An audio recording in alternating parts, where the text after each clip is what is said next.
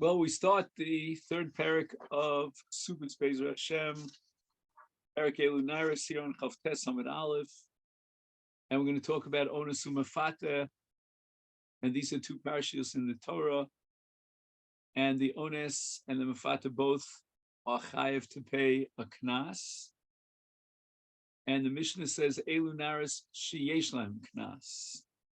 Later on, we'll have another Mishnah of Elu Nairis she'ein lahem knas.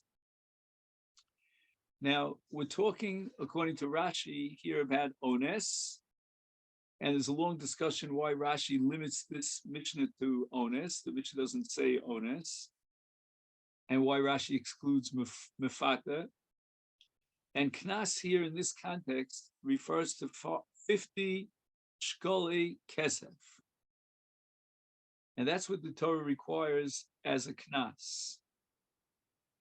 And the chiddush of our Mishnah is that even in a case where the Nara would generate a chiyuv for a serious violation, in other words, it's not just that she's a pnuya that he could have married, but that she's asura olav, and that could mean with an isa lav, it could mean with an isa kares. It could be, and we'll see that in the next Mishnah with regard to a chiyuv mises bezdin. And the Mishnah starts with habal mamzeres, which is the case of a woman, a nara, who was born to an iser erva sheyesh bakares. She was the product of that relationship, and she comes under chayve lav. So even though he'll be chayv malchus, let's say, in a case where he had Edom and Asra, nevertheless, he still pays the knas. The Gemara is going to have to derive that. And we'll see in a minute, Messina and Kusis, they are all included on the Chayve Lavin. But at the end of this Mishnah, we're going to talk about a Baal Achosa. Now, in the case of Achosa, we're talking about a Chiyuv Karetz. So then the question is going to be, why don't we apply a principle called Gimlev the Rabbi Vinay that would knock off the Chiv Mamon, because we know we have a principle called Eno Loke Umishale, or Eno Mace Umishale. Let's talk about Nesina. Nesina is a woman who was born to Givon. The Givonim were from the Chivi, one of the seven nations that occupied Palestine at that time. And they came to Yoshua, and they dressed up in a guise, fooling him, as it were, that they are not from Chivi, that they came from a far-off land. And it got to the point where Bnei Yisrael took a shvua that they wouldn't destroy them. And what happened was, when they found out, the Jewish people found out that they had been duped by the Givonim, who are also called Nesinim in the Lashon of Mishnah, then Yoshua made them into Chotvei Eitzim and Shoavei Mayim. And later on, at a period of time during David HaMelech's period, a Gzera was instituted in which they would be completely prohibited from Kahal Yisrael for all generations. They would not be allowed to enter into Klal Yisrael. Okay, the ala Kusis. Okay, who's a Kusis? This is a country called Kusa, and there's also an area in Bavel where there were Kusim, and these were tribes that were sent into exile by the king of Ashur, and they settled in Shomron in Eretz Yisrael. They underwent Gerus, and it was not a reliable Gerus. They were not really Mekabel mitzvahs by being motivated to be part of the Jewish people. They were motivated by what's called Hachad Arayos, here are the lions that would attack them. And they have the status of Nochrim, of non-Jews, and therefore we're not allowed to marry them. Now the question is, why are you chayiv knas in this case? So we'll have to leave that question for the time being until we get to the Sugyas HaGemara. Okay, now we move on to a second group of naros, which generate knas as well in the case of ones.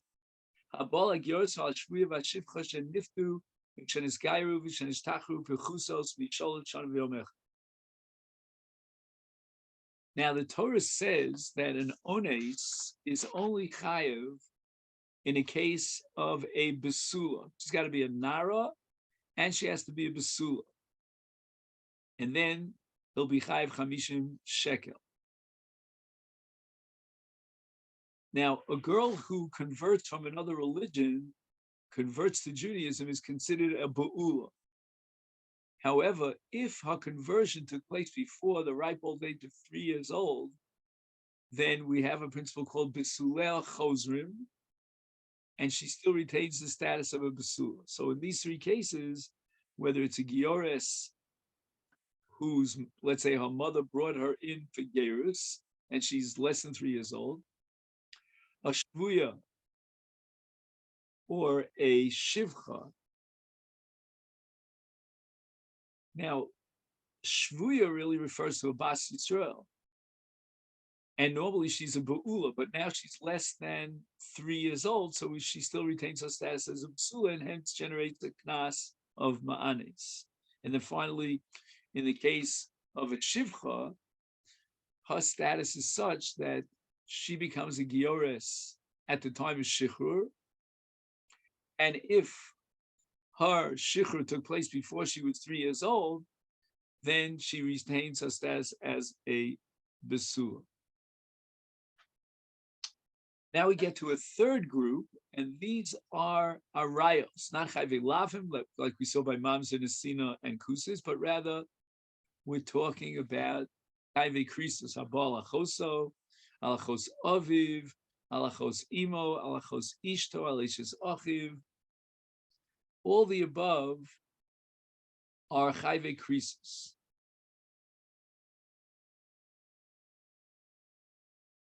Now it's interesting because Eishes Achiv in the Mishnah is an Eishes Ish, and that would incur Achiv Misa, and there's no knas in the case of a violation of Achiv Misa.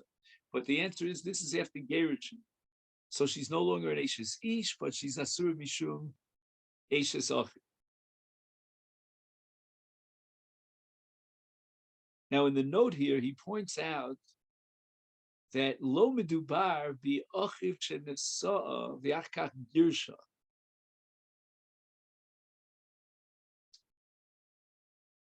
In other words, if she had a din of a nesua, then she's no longer besula. So it couldn't be that we're talking about a case of a nesua. So you would have to say that it was Eishes Achiv, and his brother divorced her during Erusin, before Nesuin.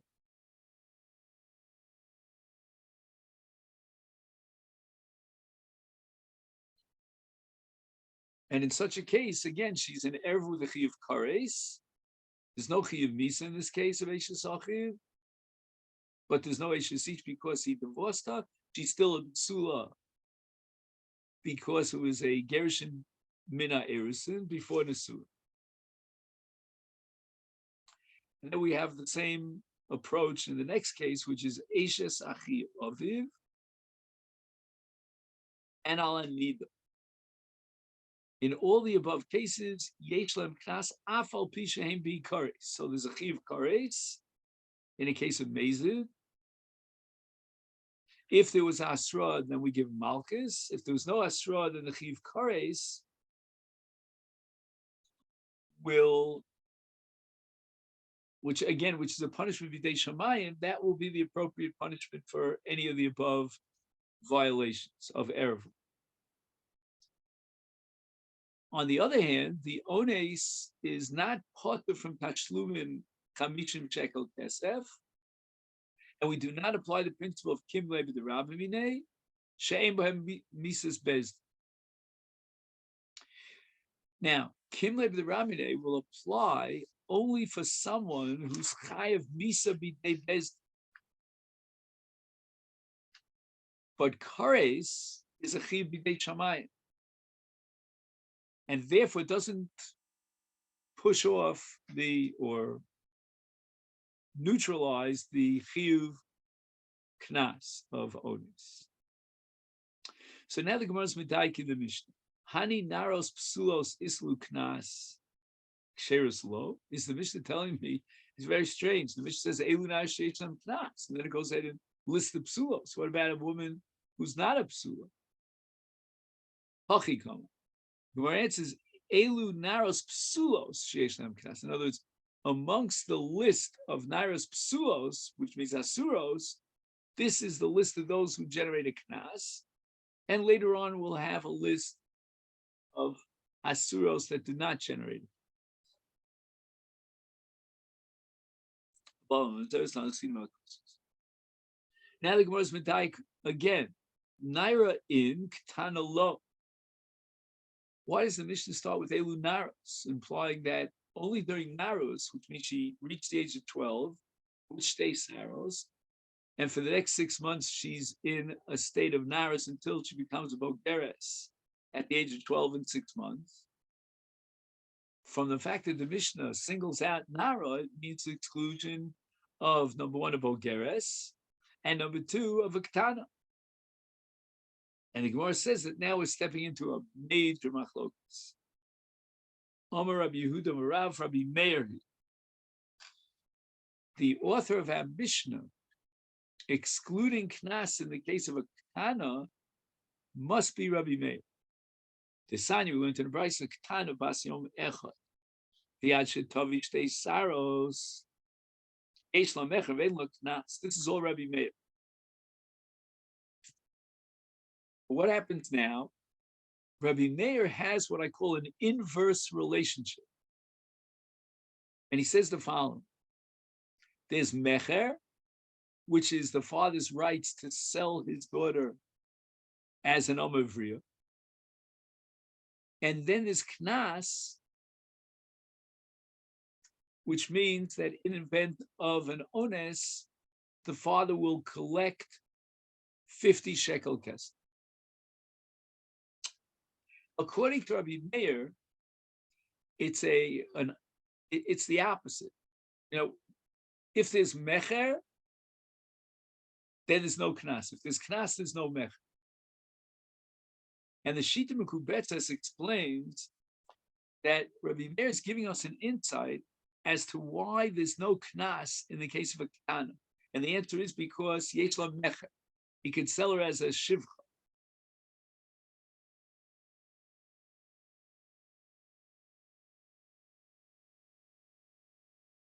Now, a shivcha doesn't have a knas.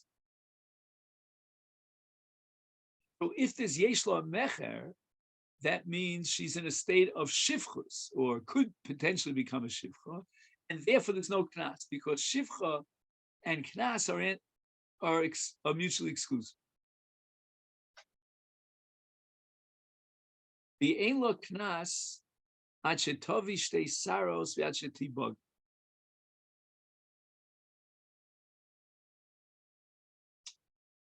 Yesh lo knas, ein lo mecher. So we have both in both directions. If there's mecher, which means she's a ketana, then there's no knas. If there's no mecher, it means she's a nara, then there is knas.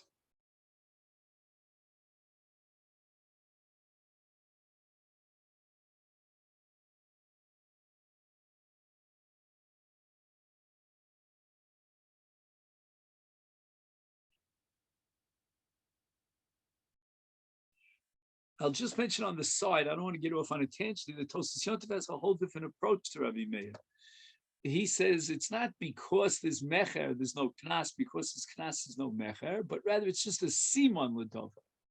It's just, these are the facts on the ground, and he formulates it in that way so we can remember it.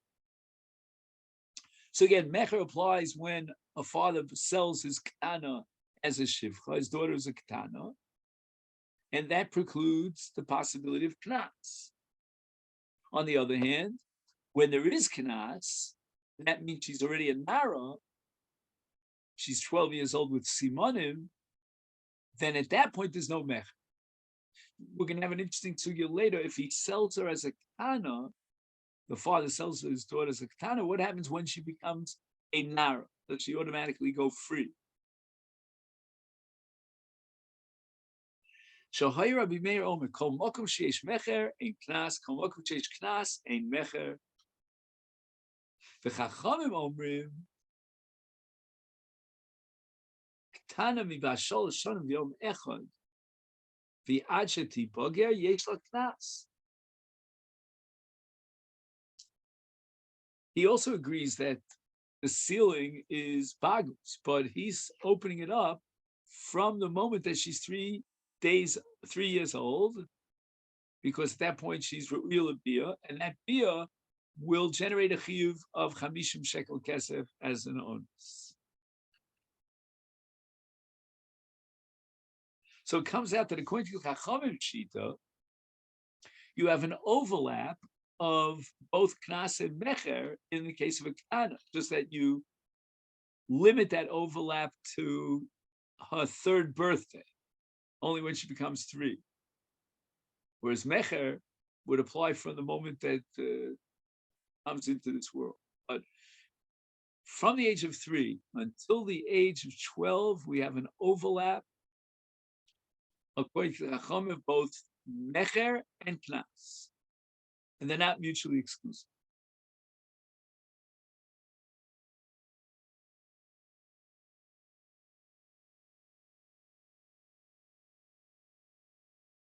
But where are we up to now? Let's just figure this out.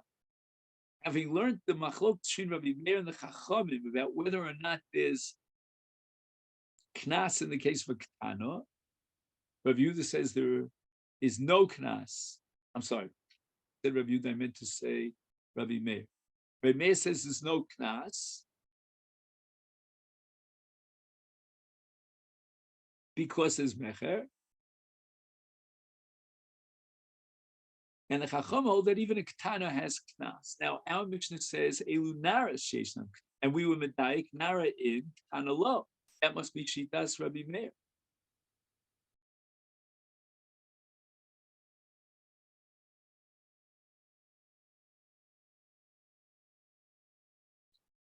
So the Gemara says, Ema.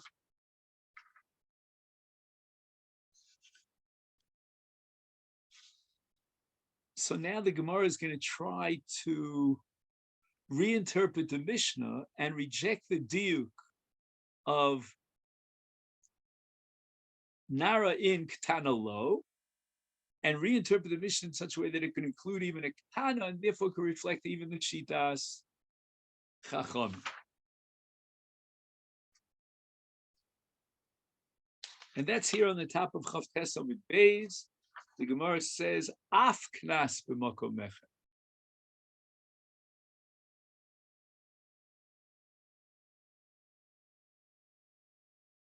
So we're saying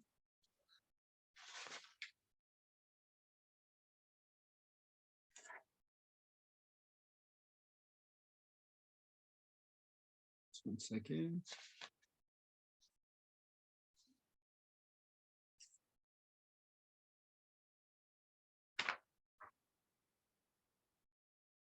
Let's just take a look at the Rashi on the top of Chav Tes Amud Beis for a second. Af knas b'makom mecher, u'mishum knas nokat bas sholosh. Right, because she has to be Ruya Labia. She's only Ruya Labia at the age of 3. Aval mecher mi bas yom echad, meaning as soon as she pops her head out of her mother's womb, the adjective shtei saras, and she becomes a vogeres.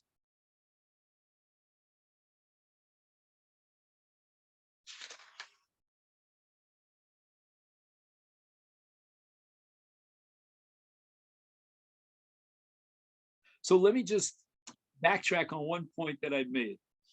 It says in the Gemara, Om Rabbi Yehuda Marav Rabbi Meir. Our Mishnah, based on our diuk of Nara in Ketana Lo, reflects the shita of Rabbi Meir, Kol Mokum Sheyesh Mecher Ein Knas. The Gemara, when it says Knas in Mecher Lo, that was the Gemara's question on the Chachamim, right? Because the Chachamim mentioned that Ketana Mibash Shol Shom V'Yachar Yesh Lo Knas. And again, if we apply the diuk, it's going to be Yesh Lo Knas, but Ein Lo Mecher. That's not true according to the Chachamim, because the Chachamim, they don't have that exclusion that once she has Knas, she has no Mecher. And we're saying that the Knas starts with Bas Sholosh Yom V'Yecha. And we know there's Mecher in the case of Ketana, and therefore the Gemara says, Ema Af Knas B'Mokom Mecher.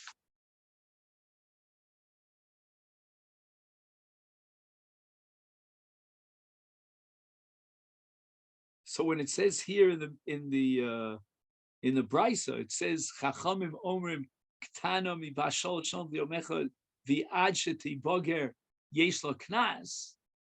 Sounds like there's no mecher. That's impossible because a Ketana, according to everybody, there's mecher. The answer is Ema Af Knas B'Moko Mecher. That the chiddush is that even though there's mecher, and therefore according to Rabbi Meir's logic, that bumps off the possibility of knas. No, there's going to be knas as well.